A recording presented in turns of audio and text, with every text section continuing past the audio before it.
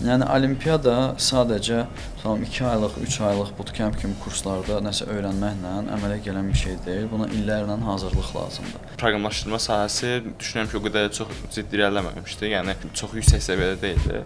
Yəni Azərbaycanda proqramlaşdırma hələ də inkişaf eləməyib. Bu çox vacib məqamdır. Ola bilər mən gözəl bir arxitektura qura bilərəm. Amma heç bir dəyəri olmaz biznesə. Amma onun biznesə heç bir dəyəri yoxdur. Yəni onun gətirdiyi xeyir daha azdır, nəinki mənim çəkdiyim əziyyət. Məsələn, kiçik komanda, Amazondan olan bir komanda, bir də ki, bizim Azərbaycandakı iri şirkətin olan bir komanda. Onlar arasında əsas fərqlər nələrdir? Biz daha çox ancaq müzakirə edirik, danışırıq. Belə də bu şeyləri danışmağı xoşlayırıq. Amma mən ora getdim, gördüm ki, onlar danışmır. Onlar başlarını sal başağı iş görürlər. Mən orada gördüm ki, yəni məhsul istehsalı, yəni proqram məhsulunun istehsalı necə baş verir.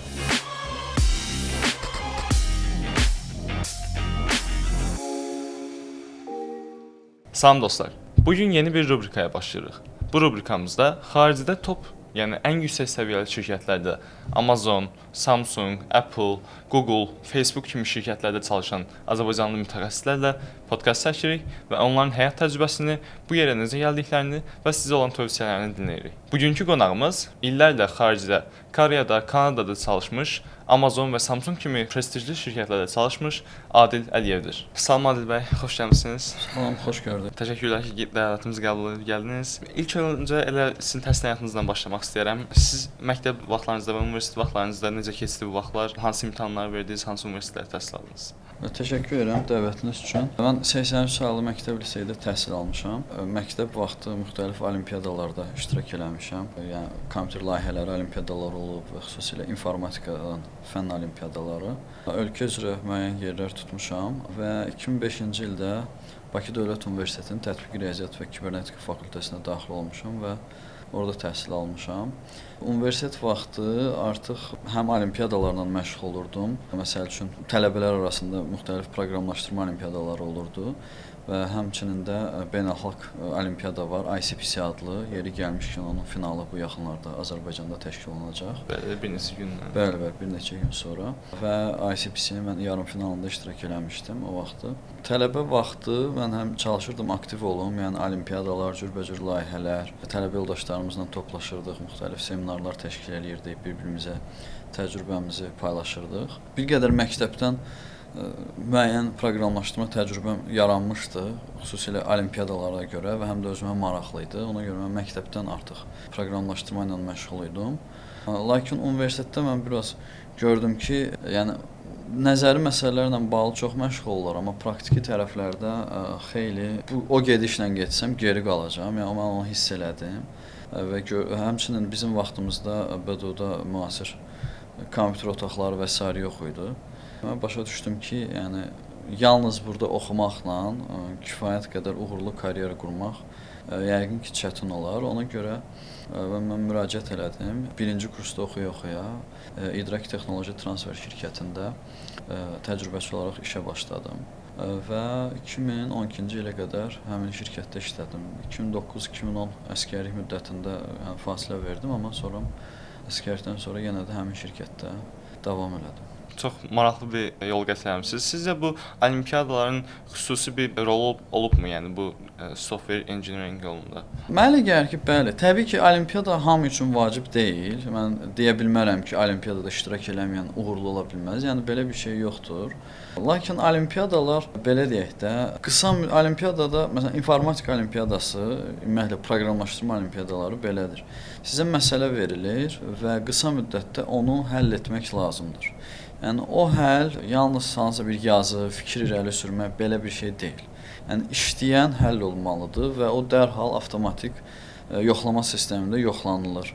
Neçə nümunəyə düzgün cavab verir, neçəsinə səhv cavab verir, çalışma sürəti nə qədərdir. Yəni ola bilər ki, bu düzgün işləyir, amma tutalım yarım saatdan sonra cavab verir. Təbii ki, alqoritm yararsız alqoritmdir, yəni adətən olimpiadalar üçün.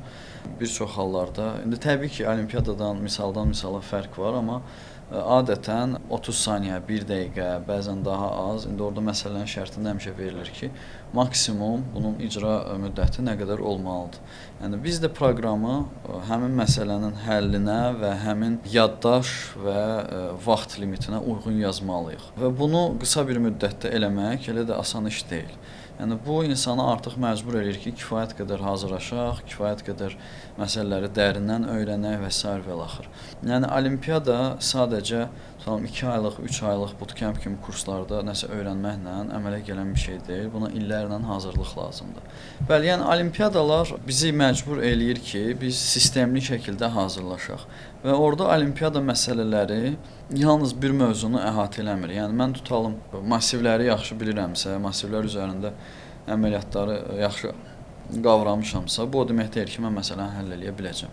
Orada həm massiv istifadə olunur, həm stack, həm digər fərqli data strukturları ola bilər, özümüzdən müəyyən data strukturları hazırlayaq, hansı ki, onun hazırlanmasında digər data strukturlarından istifadə etməliyik və ondan sonra hibrid alqoritmlər qurmalıyıq. Yəni biz həmin istiqamət üzrə sistemli bilik və bacarıqlara sahib olmalıyıq ki, olimpiyada məsələsini həll eləyə bilək. Və həmçinin də ola bilər mən nəzəri olaraq bir çox kitablar oxumuşam və qraf nədir, ağac nədir, stack nədir, əlaqəli siyahı və s. bunları bilirəm, alqoritmlərin gedişatını bilirəm. Ola bilər ki, bunun hamısını əla bilirəm. Mən tədris eləyib çox adama ondan mühazirələr deyə bilərəm. Amma bu mənim onu həqiqətən də bacarmağım anlamına gəlmir. Onu praktik şəkildə göstərir. Bəli, yəni o bilikləri bacarığa çevirmək lazımdır. Və o bacarıqdan sonra mən o məsələləri həll eləyə bilərəm. Və həmçində bu idmandır. Ola bilər ki, mən onları həm bilirəm, həm bacarıram, amma həmin vaxtı fikrimi yayındıran bir şey ola bilər. Çatdıra bilmərəm, eləyə bilmərəm. Ola bilər, çox elementar səbəblər ola bilər. Ola bilər səhər yemək yeməmişəm, qarnım acdır, fikrim orada qalar, yaxud nə bilim, mədəm ağrıya bilər və mənim performansım yaxşı olmaya bilər.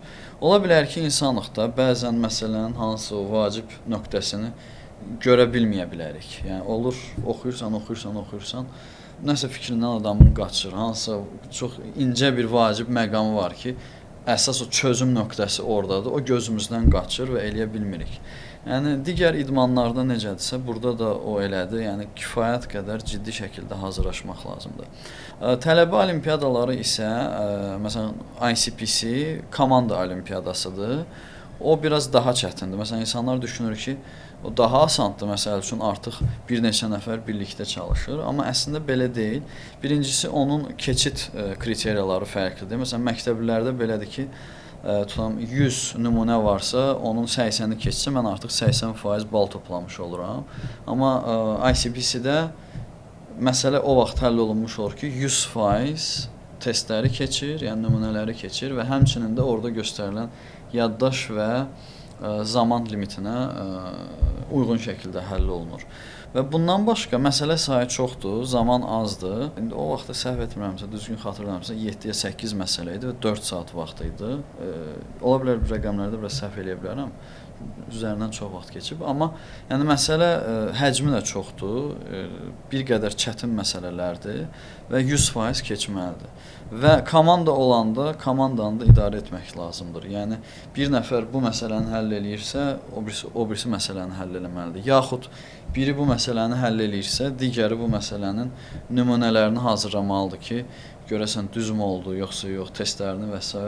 bunun üzərində işləməlidir. Yəni komanda olaraq düzgün iş bölgüsü və həmin 4 saat ərzində bunların hamısını həll eləmək lazımdır ki, uğur qazanaq. Mən yəni yüksək yerlər tutmamışam beynəlxalq olimpiyadalarda, amma o mənim bir proqramçı kimi komanda işinə yanaşmağıma, sistemli şəkildə bir işi başa çatdırmaq, bir şeyə hazırlaşanda ciddi və inadkarcasına hazırlaşmaq, yəni bu cür bacarıqların inkişafında xeyli rolu olub. Ona görə gənclərimizə də tövsiyə edirəm ki, olimpiyadalarla məşğul olsunlar.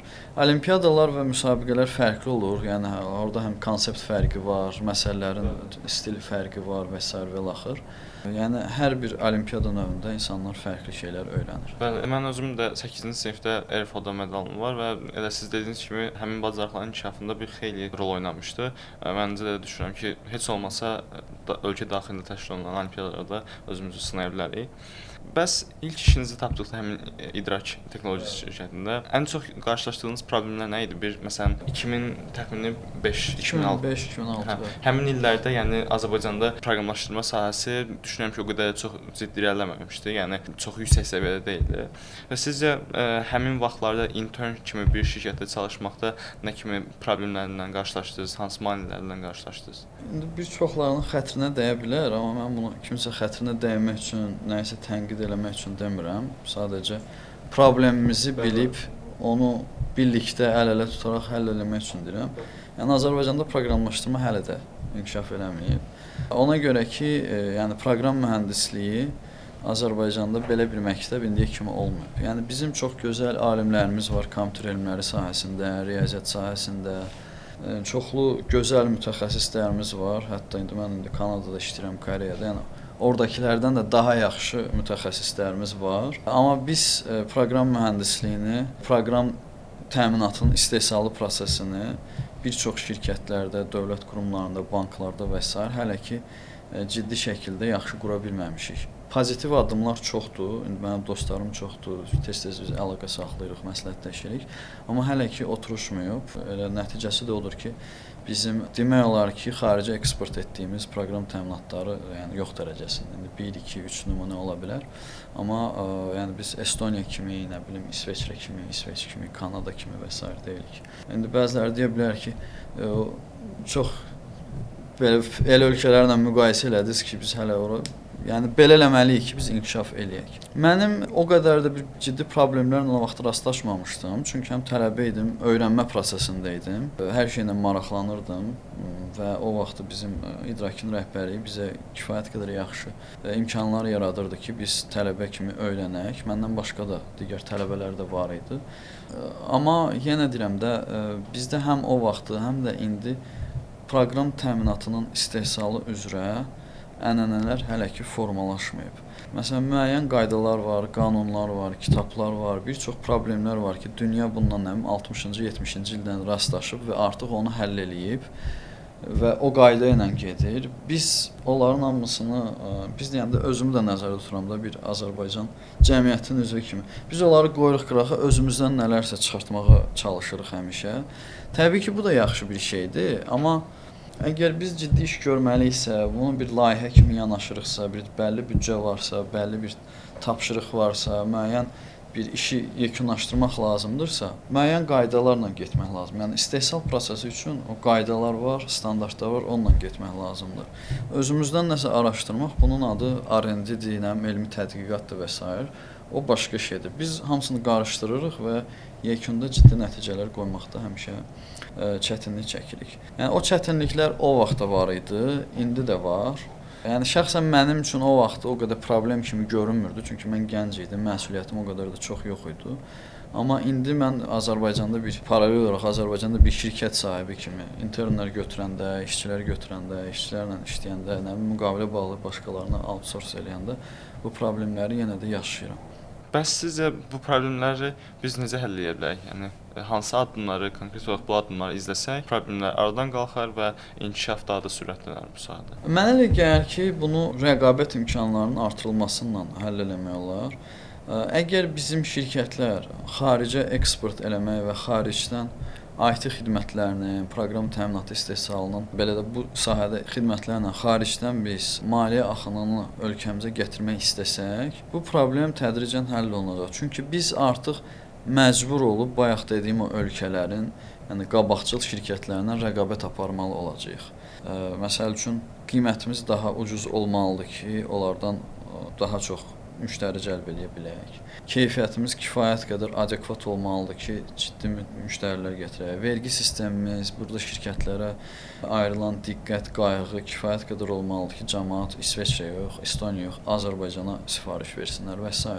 Yəni buna sistemli baxmaq lazımdır və digər tərəfdən də təhsil tərəfində də xeyli reformalara ehtiyac var. Bu il proqram mühəndisliyi, data analitikası və unutdum bir neçə digər spesifik ixtisaslar, sahələr üzrə bakalavr ixtisasları açıldı. Bunun özü böyük bir addımdır. Çünki bütün dünyada, yəni proqramçıların əksəriyyəti kompüter elmləri, elektrik mühəndisliyi, nə bilim, informatika, riyaziyyat və sair ixtisasları oxumuş insanlardır. Proqramlaşdırma öyrəniblər və yavaş-yavaş da proqram mühəndisliyini öyrənə-öyrənə işləyirlər. Çox az ölkələrdə proqram mühəndisliyi adlı bir bakalavr ixtisası var. Adətən bu magistr ixtisası və PhD ixtisasları olur, amma bizdə artıq bakalavr da var. Çox az ölkələrdədir, qabaqcıl ölkələrdə belə var. Yəni bunun özü kifayət qədər müsbət bir addımdır. Lakin indi onun kontenti necə olacaq, onu mən bilmirəm. Ümid eləyək ki, yaxşı olar. Çünki orada nə öyrədiləcəksə, o çox böyük önəm daşıyır. İndi biraz neqativə yüklənmək istəmirəm, amma bizdə bu ənənələr olmadığı üçün orada kim dərs deyəcək, necə dərs deyəcək, bax o sualların cavabı mənim üçün biraz məchuldur. Ümid edək ki, siz dediyiniz kimi yaxşı olar. Bəs siz özünüz karyeranızda bir neçə dəfə səfərlərimiz universitetdə dərs tədris etmisiniz. Bu Bakı Dövlət Universiteti və ADA universitetləri olub. Həmin müddət haqqında məlumat verə bilərsiniz? Necə oldu ki, artıq siz universitetdə tədris etmək qərarına gəldiniz? Həmin dərslər necə olurdu? Tələbələriniz sizin haqqınızda necə düşünürdü? Mənim müəllimim, yəni belə deyək də, ustadım Ramin Mahmudzadə olub, rəhmətə gedib hal-hazırda. Yəni mən həm məktəb vaxtı onun tələbəsi olmuşam, onun proqramlaşdırma öyrətmək üçün bir dərnəyi var idi, elə Bakı Dövlət Universitetində təşkil olundu. Mən məktəb vaxtında onun yanına getmişəm. Universitetdə yəni rəsmi olaraq o mənim müəllimim olmayıb, o rus bölməsində dərs deyirdi, mən Azərbaycan bölməsində oxuyurdum, amma kurs işi yazanda o mənim rəhbərim idi, diplom işi yazanda mənim rəhbərim idi və digər layihələrdə həmişə mən onunla çalışırdım. Olimpiyadalarda o bizi hazırlaşdırırdı, nə bilim, tənbih eləyirdi, bəzən məcbur eləyirdi ki, nəyi necə öyrənmək lazımdır. Yəni mənim bir mütəxəssis kimi yetişməyimdə, yəni birbaşa rol Ramin müəllimin rolu olub. Mən əsgərlikdən qayıdandan sonra Ramin müəllim mənə dedi ki, yaxşı olar ki, gəlib dərs deyəsən. Çünki sən artıq sənayedə işləyirsən, kifayət qədər təcrübən, praktiki təcrübən var. Həm də bu olimpiyadalara və s. görə də nəzəri də kifayət qədər bilik və bacarıqlarım var.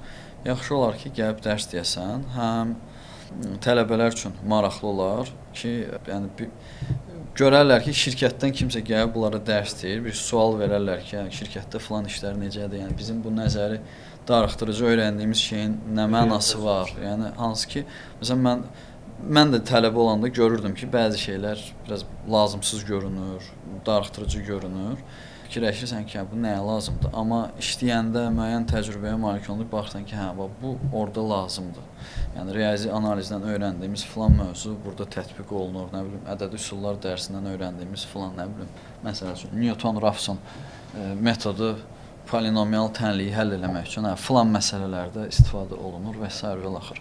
Yəni tələbələrə də maraqlı olar, həm də ki, mənim özüm üçün, yəni adam bir şey öyrədəndə özü də daha yaxşı öyrənir. Çünki bir var adam bilir, işlədir, amma izah eləyəndə daha dərindən bilməlisən ki, onu həm də izah eləyə biləsən. Həm də onun məsuliyyəti var. Bəli, həm də məsuliyyətli bir işdir. Başladım Bakı Dövlət Universitetində bir müddət dərs dedim. Sonra Dövlət İdarəçilik Akademiyasından dəvət elədilər, orada dərs dedim. ADA Universitetində dərs demişəm və son bir neçə ildə də onlayn olaraq Azərbaycan Texniki Universitetində magistrlara dərs deyirəm. İstəyirsinizsə bir qədər artıq belə deyək, xarici ölkələrin top şirkətlərində olan vəziyyət barəsində danışaq. İlk öncə sizin timsalınızda, sizin təcrübənizdən xaricə köçüb işləmək, həmin Samsungda başlamısınız bildiyim qədərilə. Samsungda işləmək necə oldu? Onlardan mı təklif gəldi? Siz müraciət etdiniz və karyera üçün Koreyaya köçəndə hansı, belə deyək, xüsusi bir fədakarlıq etdiyiniz bir sahə oldumu, hissə oldumu və orada nə ilə qarşılaşdınız? Deməli 2014-cü ilin axırları idi. Mənə Samsungdan təklif gəldi. Yəni təklif deyərkən heç kimi yəni tapıb dərhal çağırmırlar. Yəni dəvət gəldi ki, belə bir imkan var və ondan sonra o intervyular, imtahanlar və s. və axır onları keçmək lazımdır. Təxminən 7 ya 8 aylıq bir intervyu prosesi idi. İndi təbii ki, belə də arada fasilələr olurdu. Mən də dəyərləndirmək istədim. Yəni mən bilirdim ki, böyük şirkətlərdə bu proseslər kifayət qədər çətindir və dünyanın ən yaxşılarını çağırırlar. Amma mənə şəxsən maraqlı idi ki, mən görəsən neçə addım keçə bilərəm. Maraqlı idi, ona görə də bu dəvətə müsbət baxdım və başladım intervyularda iştirak eləməyə. Yəni intervyular bir hissəsi proqramlaşdırma imtahan kimi bir şeylər idi. Yəni o testləri keçmək lazım idi. Yəni kod yazmaq lazımdır, göndərirsən və s. və axır. Ondan sonra canlı intervyulardır. Fərqli komanda üzvlərindən, fərqli aspektlərdən biri data strukturlarından, biri nə bilim arxitekturadan və s. və axır. Və sonda da HR-la olan intervyular idi və 2015-ci ilin deyəsən aprel ya may ayında mən artıq yekun cavabı aldım ki, mən keçmişəm və müqaviləni göndərdilər ki, iş təklifini, maaşınla və s. və axır. O vaxtı Samsungun baş ofisində aldığım təklif belə idi ki, Azərbaycandan ora köçmək, yəni bütün o köçmə xərci, biletdir, bir müddət ev tapılana kimi yaşamaq və s. Ondan sonra da orada yaşadığım müddətdə evin kirayə haqqı və s. ildə bir dəfə Azərbaycana gəlib getmək məzuniyyət vaxtı. Bunların hamısını Samsung ödəyirdi. Mənim üçün kifayət qədər yaxşı təklif idi və mən bunu qəbul elədim və köçdüm Cənubi Koreyaya. Cənubi Koreyada mənim gördüyüm, yəni ilk mənzərə, belə deyək, oradan çox şey öyrəndim, amma gördüyüm ilk mənzərə odur ki, məsələn Azərbaycanda biz hansısa bir istər texniki məsələ olsun, istər qeyri-texniki, biz daha çox ancaq müzakirə edirik, danışırıq, onların səhvlərini tapırıq, nə bilim Samsungun deyirik ki, filan şeyi marketinqini düzələmədilər, Apple bunu naxaq belə elədi, Apple-da artıq Apple-lıq qalmayıb, Steve Jobs-dan sonra belə olub və s. Biz ancaq belə də bu şeyləri danışmağı xoşlayırıq. Amma mən ora getdim, gördüm ki, onlar danışmırlar, başlarını salıb aşağı iş görürlər və mən orada gördüm ki, yəni məhsul istehsalı, yəni proqram məhsulunun istehsalı necə baş verir. Yəni istər planlaması olsun, istər arxitekturası, istər kod yazmağı, keyfiyyətinin yoxlanması, testinqi və s. və s. və axır və sonra bunun istismarı, ondan sonra müştərilərdən gələn rəylər, nə bilim müştəri də ola bilər ki, kimsə hansısa blog post yazır, sizin yazdığınız məhsulu tənqid eləyir. Kimsə Google Play Store-da bir review yazır. Yəni nə qədər buna diqqətlə yanaşırlar, onu necə eləyirlər, əsaslıları necə seçirlər, əsassız rəyləri necə seçirlər, o əsaslılardan bir nəticə çıxardırlar, müştərilərdən gələn fərqli fikirləri ümumiləşdirib hansısa bir istiqamət formalaşdırırlar, sonra ona uyğun bir yeni feature düzəldirlər və s. və axır. Yəni bu ciddi bir prosesdir. Yəni bayaq dediyim o proqram mühəndisliyinin belə də əsas elementlərindən biridir. Yəni mən o təcrübəni Azərbaycanda görməmişdim. Yəni orada gördüm. Yəni mənim orada çalışdığım bir binanın, yəni Samsunga gətirdiyi büdcə, yəni bəlkə də bizim ölkəmizin neftdən gələn gəlirlərindən daha artıqdır. İndi mən rəqəmlər demirəm, bəlkə də biraz şişirdirəm, amma mənə elə gəlir ki, aşağı-yuxarı elədir.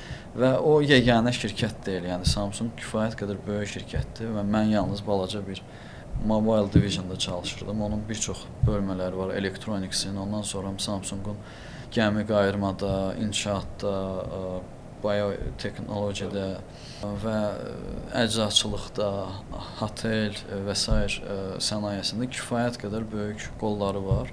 Yəni dünyada bir çox məşhur şeylərə, məsələn Bürc Xəlifənin tikilməsi Samsungun məhsuludur. Yəni əsas kontraktor Samsung olub. Yəni mən orada bir çox şeyləri öyrəndim. Təşəkkür edirəm. Siz necə oldu ki, bəs artıq Amazonla anlaşdınız və ya artıq Kanadaya köçdünüz? Təxminən Koreyada 4 il işlədikdən sonra belə bir fikrim var idi ki, bəlkə biraz fərqli bir mühitə gedim. Məsəl üçün o Asiya ölkəsidir. Onların da öz müsbət və mənfi cəhətləri var, müəyyən fərqlilikləri var. Məsələn, mənə maraqlı idi ki, biraz qərbə tərəf yönəlim, qərb şirkətlərinin də necə çalışdığına bələd olum. Çünki proqram mühəndisliyi və s. bu əslində qərbdən gələn bir şeydir. Mənə maraqlı idi. Ona görə başlamışdım yavaş-yavaş hazırlaşmağa və özümə bir hədəf qoymuşdum ki, bir il yarımdan sonra Amazon ola bilər, Microsoft, Google və s. bu şirkətlərdən biri ola bilər. Onlara hazırlaşım və bəxtimi sınayım. Elə oldu ki, yəni mən fikirləşdiyim vaxtdan daha tez, yəni mən heç ciddi hazırlaşmadan da yəni Amazondan təklif gəldi. Amazon Koreyada tez-tez intervyular eləyirdi. Yəni gəlirdi, orada hiring event deyirlər, orada intervyular eləyirdi və birinə də məni dəvət elədilər. Mən dedim ki, yəni bu da olsun mənim hazırlığımın bir diaqnostika mərhələsi. Görüm hardayam, yəni boşluqlarım nədədir ki, elə ona hazırlaşım. Yəni ciddi real intervyudan baxım görüm keçirəm, keçmirəm, nədə zəifliklərim nədir və o cür hazırlaşım.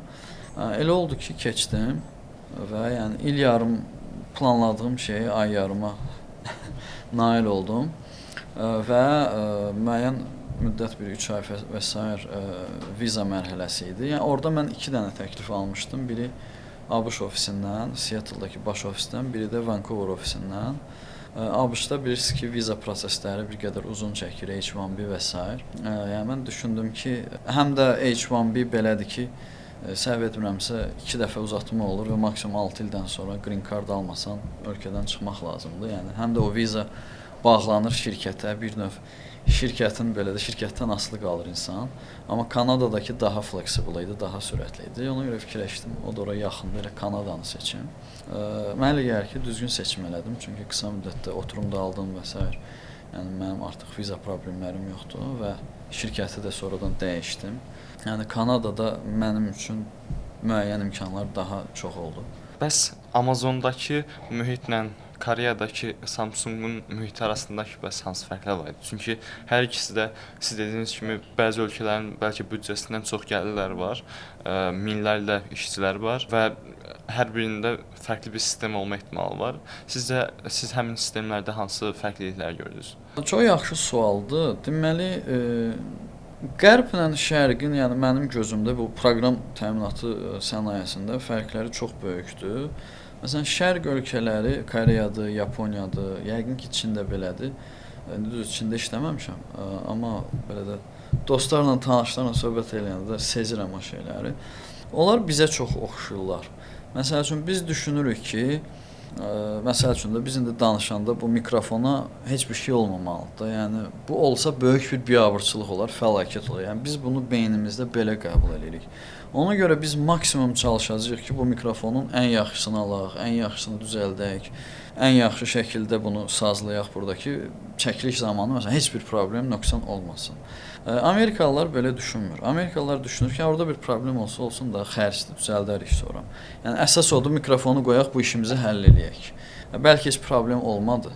Problem olarsa da, yəni onlar ona biabırçılıq kimi yox, olmamalı bir şey kimi yox, bir fürsət kimi, bir imkan kimi, bir xərc kimi, yəni bir problem olarsa onu kimi baxırlar. Məsələn, kiber təhlükəsizlik məsələsinə nümunəni gətirsəm, məsələn, biz düşünürük ki, belə bir sistem qurulub, nə bilim, bankda belə bir sistem qurulub və heç kim ora müdaxilə, hacker ora müdaxilə eləyə bilməməlidir və bütün gücümüzü veririk ona, o sistem, müdafiə sistemini qururuq. Təbii ki, 100% müdafiə sistemi yoxdur, yenə də nəsə bir şey çıxa bilər. Amma biz maksimum buna çalışırıq. Amma Amerikada buna çalışmırlar. Deyirlər ki, bu problem baş verirsə nə olacaq ki? Uzaqbaşı müştəri bizi gəlib məhkəməyə verəcək, onun da cəriməsi nədir ödəyəcəyi, söhbət bağlanacaq. Yəni Qərb biraz belə düşünür. Yəni daha belə rahatdılar.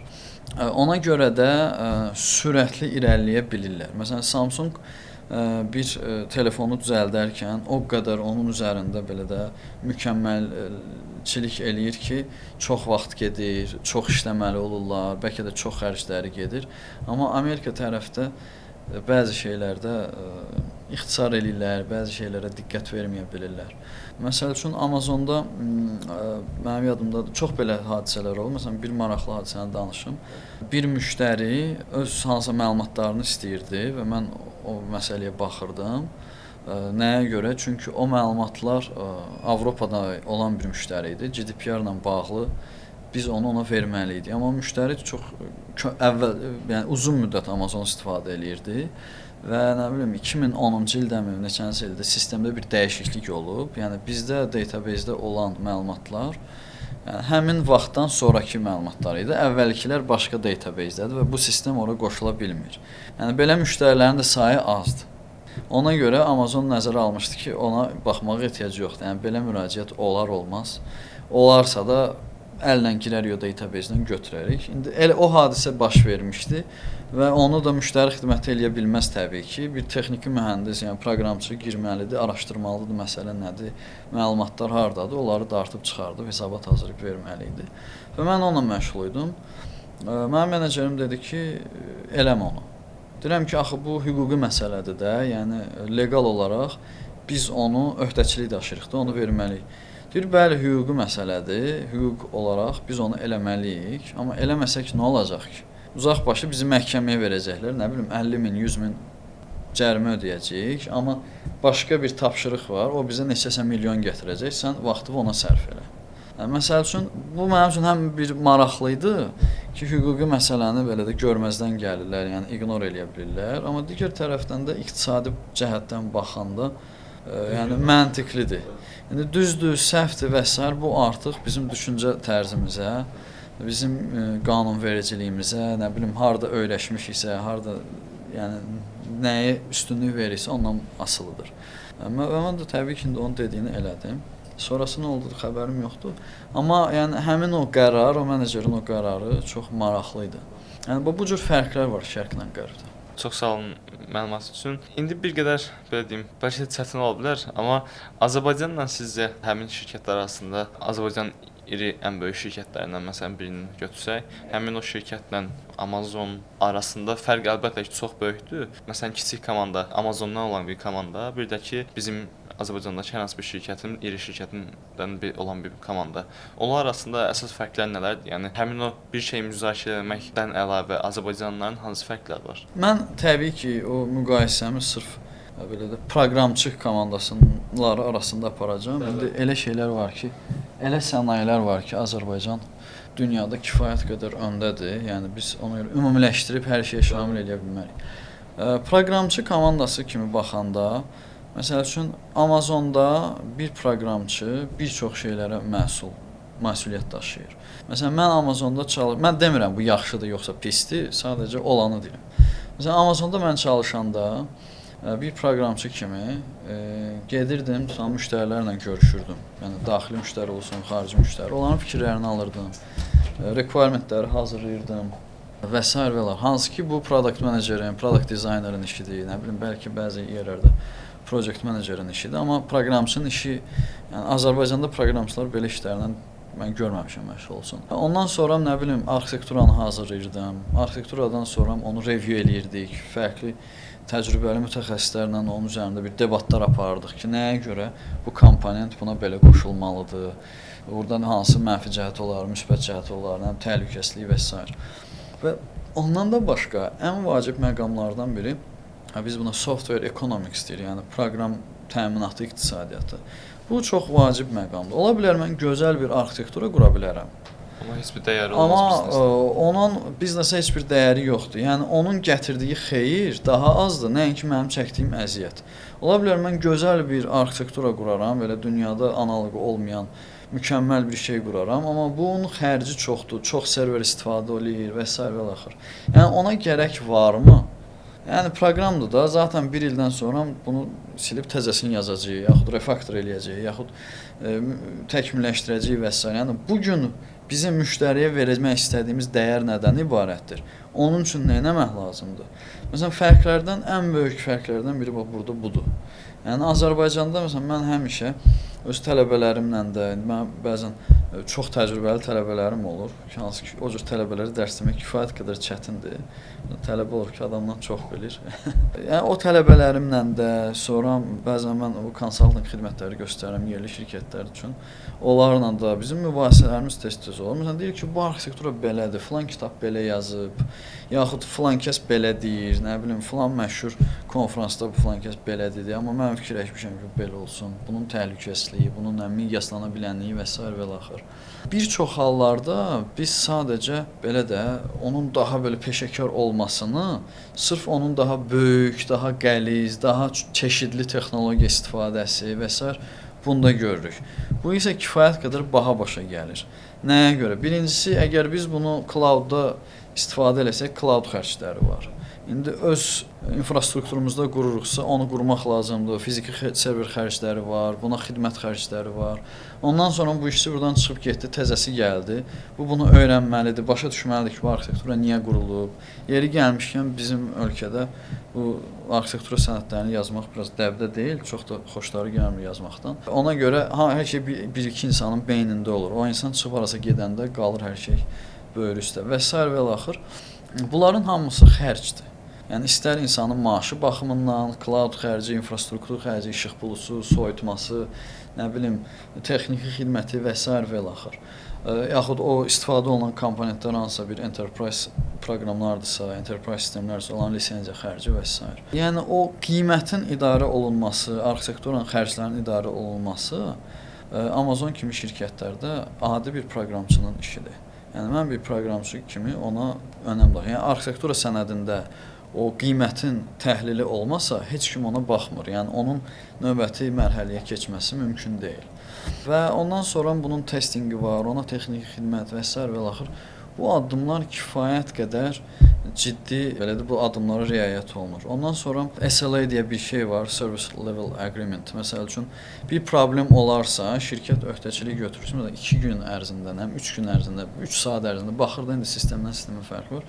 Bu həll olunmalıdır. Həll olunmasa artıq bu kontraktı pozmuş olur, hansı cərimə ödəyə bilər. Məsələn, Azərbaycan şirkətlərində mən görürəm, SLA kağızda var, amma əməl eləməyə gələndə bir qədər şey olur. Bu da ondan irəli gəlir ki, o fəsadların miqyası aşağıdır. Məsəl üçün Amazonda mən işləyəndə, tutalım, mən bir müddət ödəniş sistemləri departamentində işləmişdim. Yəni bütün dünyada Amazonun və Amazonun nə qədər alt şirkətləri varsa, Audible'dır, Twitch'dir, nə bilim AWS'dir və s. Onlarda olan bütün ödəniş sistemi, yəni ödəniş tranzaksiyaları bizim sistemdən keçirdi. Yəni o sistemin bir neçə dəqiqə dayanmaq kimi imkanı yoxdur. Yəni o dayansı şirkətdə böyük bir milyonlarla, bəlkə milyardlarla ziyan deyil. Yəni bütün dünyadan yəni tranzaksiyalar o sistemlərdən keçirdi. Yəni onu necə eləmək lazım idi və pik vaxtlarda adətən 4-cü rüb pik vaxtlar çoxdur. Hindistanın Diwali bayramı var, Çində hansısa bayram var, Black Friday'dir, Cyber Monday'dir, Milad bayramıdır, ondan sonra Boxing Day, Unboxing Day və s. və çoxlu orada bayramlar var, insanlar bir-birinə hədiyyə və s. alır. Yəni orada Amazonun satışlarının pik nöqtəsi baş verir və həmin perioda, həmin rübə hazırlaşmaq lazımdır. Biz fiziki avadanlıqla, indi hamı elə bir cloud öz-özünə böyüyür, elə deyil də, yəni o da hansısa bir fiziki avadanlığın içindədir. Yəni biz o fiziki avadanlıqları həmin vaxtı ödəniş sistemi üçün əvvəlcədən sifariş eləməliyik. Nə qədər sifariş eləməliyik ki, o yükə dözsün, amma həddindən artıq xərc çəkməyək. Yəni biz 5 dəfə artıq alarıq, boş-boşuna xərcimiz çıxar. Və yeri gəlmişkən Amazonun içində bir şöbə digər şöbənin xidmətini istifadə edirsə, ona pul ödəyir. Yəni Amazonun ən vacib sistemlərindən bir ödəniş sistemidir və ödəniş sistemi Amazonun özünün cloud xidmətindən istifadə elədiyinə görə ona pul ödəyir. Hansı ki, o da pulunu bizim sistem olmasa qazana bilməz. Yəni bu belə bir mexanizm qurulur. Yəni hər komanda özü üçün balaca bir şirkət kimi, müstəqil şirkət kimidir. O cür böyük miqyas, o cür böyük problemlər və s. Azərbaycanda yoxdur. Və problemlərə yanaşma tərzi də fərqlidir. Yəni Amazonda bir problem olanda, məsəl üçün mal gəlir, Karobkada biraz əzik var. Mən zəng edirəm müştəri xidmətlərinə, dərhal cavab verir. Deyirəm ki, belədir, deyir bağışlayın və s. və axır. Bir çox hallarda deyir o mal qalsın, biz sizə təzəsini göndərərik. Məsələn, Azərbaycanda mənim Kapital Bankda bir ciddi problemim var idi. Ya müştəri xidmətlərinə əlaqə saxlamaq istəyirəm. Yəni login ola bilmirəm bir bank application-a. Müştəri xidmətlərinə əlaqə saxlamaq üçün deyir ki, filan yerə kliklə, ona klikləmək üçün login olmaq lazımdır. Yəni elementar şeyi test eləməyiblər.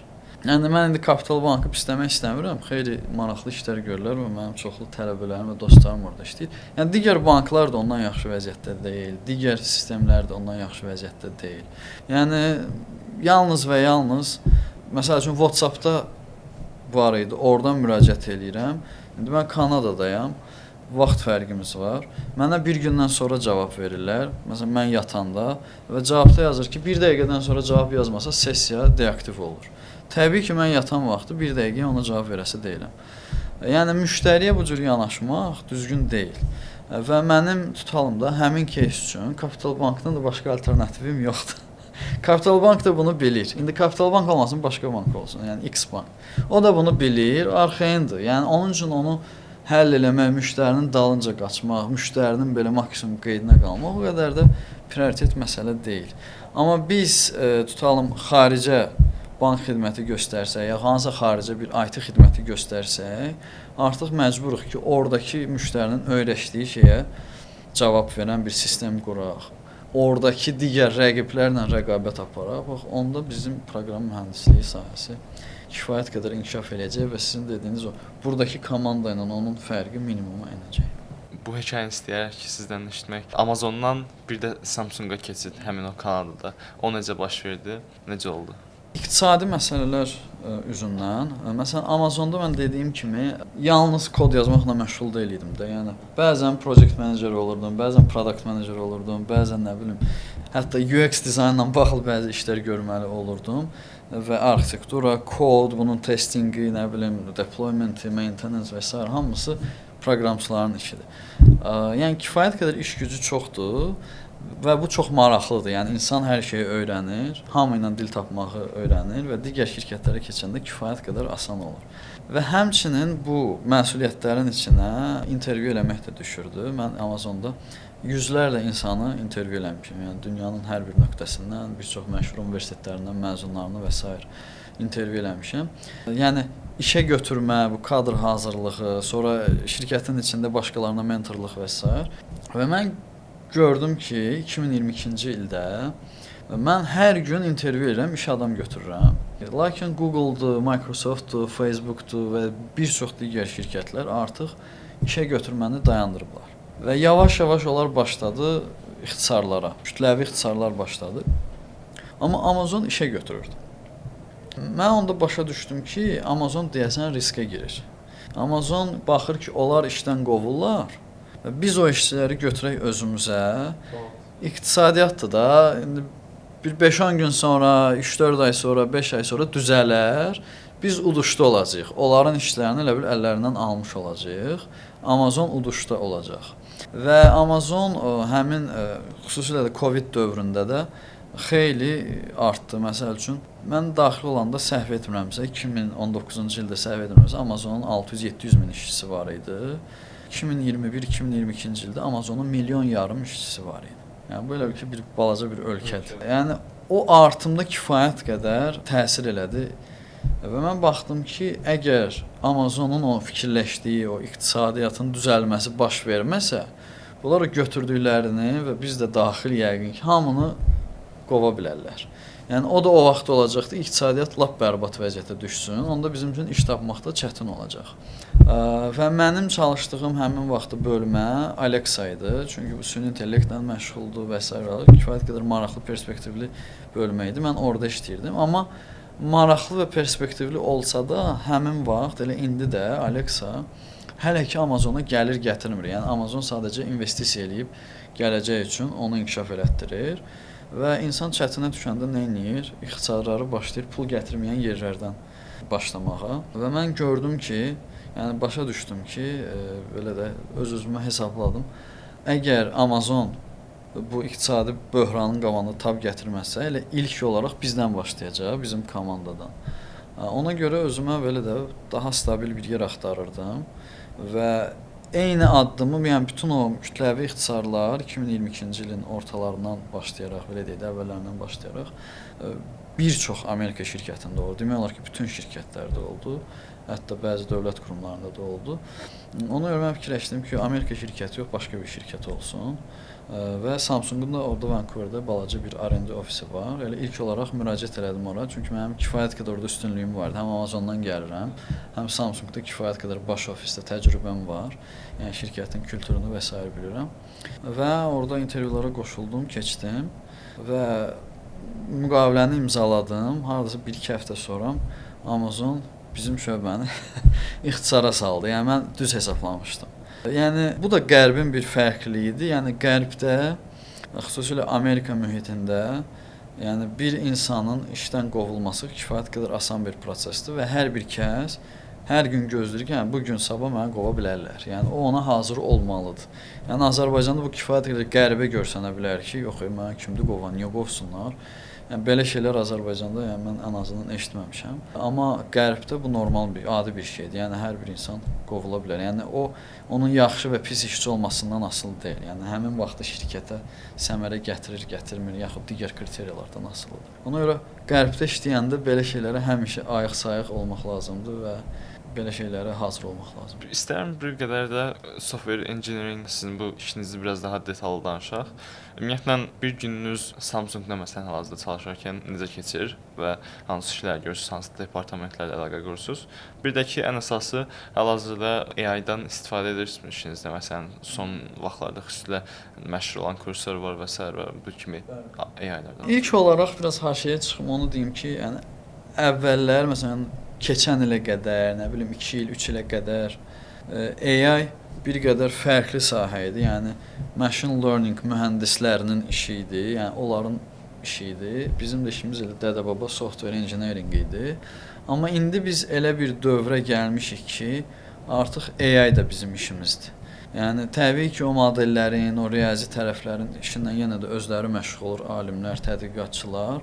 Amma AI da artıq proqram arxitekturasının bir hissəsinə çevrilib. Yəni artıq müasir sistemlərdə demək olar ki, hər bir sistemdə artıq hansısa bir qərarverici modul AI-dır və biz o insanların, o mühəndislərin, o alimlərin yaratdıqları sistemləri öz sistemimizin daxilində istifadə edirik və biz onların da işinin bir hissəsini bilməyə məcburuq. Və mənim günüm necə keçir? Həmin gün üçün nə iş görəcəmsə yazıram dəftərimə. O cür işlər üçün mən kağızdan istifadə edirəm. Bir çox insan kompüterdən istifadə edir, amma mən kağıza yazanda sanki beynimə daha yaxşı həkk olur.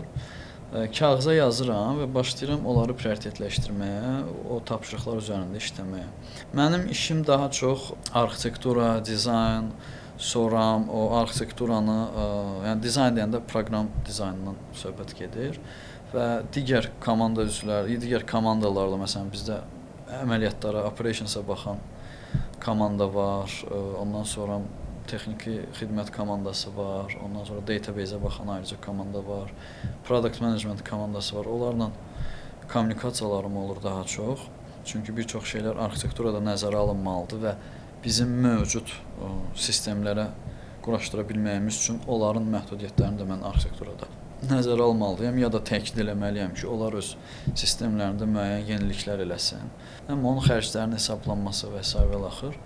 Və təbii ki, bu indi hər gün baş vermir. Yəni arxitektura quruldusa iş gedir. Ondan sonra hal-hazırda mənim məşğul olduğum, yəni hazırladığım, arxitekturasını qurduğum sistemin kodlaşdırma periodu bitib, indi ikinci versiyanın üzərində işləyirik. Yəni o işçilərlə, o kodu yazan işçilərlə tez-tez mitinqlərim ola bilir və onlara istiqamət verirəm, onların problemləri olur arada. Çalışıram mən onlar digər o komandalarla çox ünsiyyətli olmasınlar. Ona görə ki, diqqətləri yayınmasın, yəni onu elə bir qalxan kimi özümü verirəm qabağa ki, onları qoruyum, yəni fikirləri yayınmasın. Bununla məşğul olurum. Bəzən görürəm ki, məsələn, nədəsə ilişiblər, o şeylərdə biraz onlara kömək eləyirəm. Və bir sıra bəzən iclaslar və s. olur fərqli ölkələrlə. Elə olanda biraz axşama qalırıq, çünki hər ayın öz vaxtına uyğun bir ortaq vaxt seçmək lazımdır. Məsələn, adətən Koreya ilə danışanda bizdə orada 6, 7, bəzən 5 və s. belə olur axşamlar. Yəni iş vaxtından sonraya düşür. Yəni günüm aşağı-yuxarı belə keçir. İstəyirəm ki, artıq yavaş-yavaş sonlandırmağa yaxın gələk və biz gənclərə ümumiyyətlə necə bir roadmap qurarsınız ki, məsələn, software engineeringdə çalışmaq istəyən, hal-hazırda tələbə olan və ya məsələn, universitetə daxil olacaq, 4 ildən universiteti bitirib sonra bu sahəni çalışacaq. Gənclərə nə tövsiyə vermək istəyirsiniz ki, necə, hansı yollardan keçsinlər və nəticədə bu kimi top şirkətlərdə çalışan azərbaycanlıların sayı da artsın? Mənim tövsiyəm odur ki, elə məktəb vaxtlarından başlasınlar, yəni maraqlansınlar bu sahə. Əgər bu sahəyə getmək istəyirlərsə, bir maraqlansınlar. Həqiqətən bu sahə onlar üçün maraqlıdırmı? Yəni kənardan hər şey maraqlı görünə bilər, amma içinə daxil olanda adam baxır, yox, bu mənlik deyil. Yəni mənə cəlb edici gəlmir. İlk olaraq bunun üçün də olimpiadalar var fərqli. Yəni proqramlaşdırma olimpiadaları var məktəblər üçün, bu respublika fənn olimpiadaları var, fərqli cürbəcür ölkədə xeyli sayda maraqlı tədbirlər, müsabiqələr olur. Ondan sonra bizim təşkil etdiyimiz Bebras müsabiqəsi var, hansı ki, heç birbaşa proqramlaşdırma deyil, amma oradakı suallar biraz oyunlar kimi, interaktiv suallar kimi olsa da arxasında duran ideyalar, hamısı proqramlaşdırmaya, kompüter elmlərinə aid elementlərdir. Yəni o cür müsabiqələrdə iştirak edə bilərlər. Baxsınlar ki, bu bunların diqqətini cəlb eləyirmi? Və bundan sonra ixtisas seçərkən Yəni ixtisaslarını seçsinlər. Zaten onsuz da universitetə hazırlaşanda indi informatikadan da imtahan verirlər. Orada da tanış olurlar ki, bu nədən ibarətdir. Və universitet vaxtı isə bizim universitetlərimiz son zamanlar kifayət qədər irəliləyib mənə gəlir. Ən azından yəni mən mətbuatdan oxuduqlarım və müəllimlərin, tələbələrin fəaliyyətlərindən belə hiss eləyirəm. Düşünürəm ki, yanılmıram. Yəni universitetdə də fərqli tədbirlərdə aktiv olsunlar. İstər olimpiadalar, konfranslar, seminarlar. Mən özüm həmişə gələndə çalışıram universitetlərdə görüş edirəm. Tətil vaxtıdır, amma adətən mən tətil vaxtı gəlmirəm. Həmişə görüşlər eləyirəm. Digər xaricdə çalışanlar gəlir. Şirkətlərdən tez-tez maraqlı görüşlər eləyirlər, seminarlar eləyirlər. Bu cür tədbirlərə qoşulsunlar və çalışsınlar, bir layihələr üzərində işləsinlər. Yəni nəzəri biliklər universitetdən verilir, amma praktiki məsələlərdə universitet həmişə bir qədər geri qalır. Yəni bu tək Azərbaycanda belə deyil, yəni dünyanın hər bir yerində, bütün universitetlərində belədir. Yəni istər bütün məşhur universitetlərdə də belədir. Yəni həmişə akademiya sənayedən bu praktiki məsələlərdə geri qalır, nəzəri məsələlərdə irəli gedir. Amma bir gəncdə nəzəri məsələlərin həqiqi əhəmiyyətini başa düşməyinə bir qədər illər lazımdır. Ona görə həmişə bu boşluq var. Ona görə şirkətlərdə internship eləsinlər və s. Və bir vacib məqam ondan ibarətdir ki, tez-tez mən bunun şahidi oluram. Tələbə oxuyur 4 il, məzun olandan sonra iş axtarır və şirkət buna deyir ki, təcrübən yoxdur, biz səni götürə bilmərik. Və bunlar məyus olurlar ki, yaxşı, mən təzə məzun olmuşam, təcrübə, siz məni götürmür, hardan təcrübə qazanım? Mənim bu gənclərə təcrübəm ümumiyyətlə, elə onlara da, birinci kursdakilərə də tövsiyəm budur. Özünüzü qoyun bir şirkətin yerinə. Sizin məqsədiniz nədir? Az pul xərcləyəsiniz, çox pul qazanasınız. Biznesdir bu. Yəni bunu başa düşmək lazımdır. Həyat ədalətsizdir və bunu nə qədər tez başa düşsəz, bir o qədər yaxşıdır. Yəni siz də şirkət qursanız, şirkətin ayaqda durması üçün, özünüzün pul qazanmağınız üçün, işçilərinizin maaşını vaxtında verə bilməyiniz üçün, şirkəti böyütmək üçün siz elə işçi gətirməlisiniz ki, gəlsin dərhal sizə xeyir verməyə başlasın. Yəni şirkət universitet deyil, şirkət tədris mərkəzi deyil, şirkət elmi tədqiqat institutu deyil. Yəni şirkətin işi sizdən istifadə edib bir 10 manat, 100 manat qazansın, sizə də bir 2-3 manat maaş versin. Yəni budur. Siz də şirkət yiyəsi olsanız bunu eləməlisiniz ki, şirkət ayaqda qala bilsin. Və siz o şirkətin yerinə özünüzü qoysaz, özünüzü işə götürərsinizmi? Təbii ki, yox. Ona görə nə etmək lazımdır? 4 ilin sonunda təcrübəniz mütləq olmalıdır. Və bu təcrübəni hardan qazanmaq lazımdır? Başqa sahələri mən deyə bilmərəm, amma düşünürəm ki, bütün sahələrdə belədir. Amma xüsusilə proqramlaşdırma sahəsində, yəni IT sahəsində. Gəldi, birinci kurs. Aha, sevindilər, qeyd elədilər. O eyfariyada ki, mən universitetə daxil olmuşam və s. və axır. Qış tətili, bir təhər sessiya və s. Yay tətili getdi kəndə nənə-babanın yanına. İkinci kurs, artıq mən ikinci kursam, xeyli təcrübəm var. Gəldi yay tətili, nə bilim, getdi xaricdə, nə bilim, Rusiyyətdə dayısının yanına. Ondan sonra üçüncü kurs yenə nənə-babanın yanına, nə bilim, dördüncü kurs biraz ata-anası biraz pul verib getdi Bodruma və s. Bunu eləyəcəksinizsə, o təcrübəni qazana bilməyəcəksiniz. Yəni siz özünüzə bu yolu seçmisinizsə, təhsil, tədris almaq istəyirsinizsə, yəni bunun 4 ilini tam istifadə eləməlisiniz.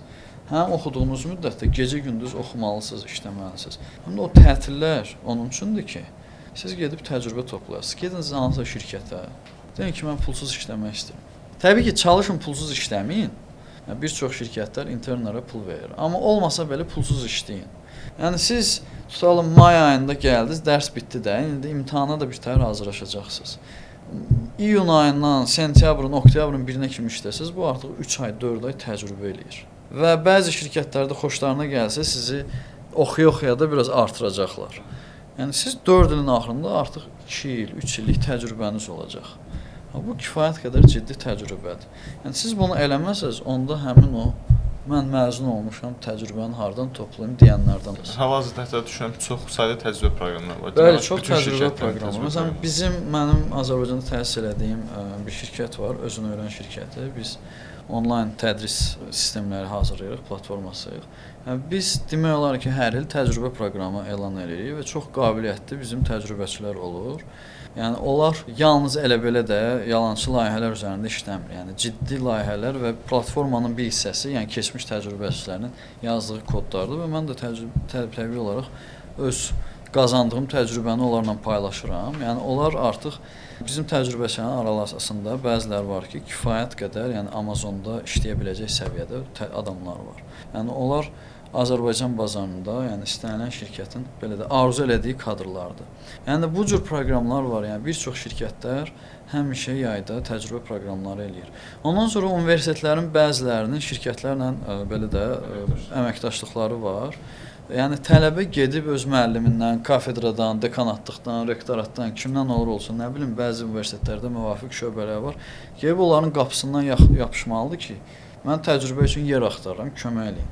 Yəni sadəcə qıraqda duracaqlarsa, yayda da nənə-babanın yanında gedib istirahətlə məşğul olacaqlarsa, onda təbii ki, çətin olacaq iş tapmaq. Yəni bazar iqtisadiyyatında belədir. Yəni o Sovet dövrü gedib. Yəni artıq biz nə bilim az qala yarım əsrdir ki, Sovet dövründən çıxmışıq. Yəni o düşüncədə çıxmalıdır. Yəni siz universiteti bitirən kimi heç kimisi işlə təmin eləmək məcburiyyətində deyil. Yəni belə bir şey unutsunlar. Bir də Bebras haqqında çox qısa bir məlumat ala bilərikmi? Bu il nə vaxt təşkil olunacaq? Hansı yaş kateqoriyasına aiddir və s. Bebras müsabiqəsi beynəlxalq müsabiqədir və onun əsas rolu kompüter elmlərinə, informatikaya, proqramlaşdırmaya, süni intellektə, kiber təhlükəsizliyə şagirdlərin marağını oyatmaqdır.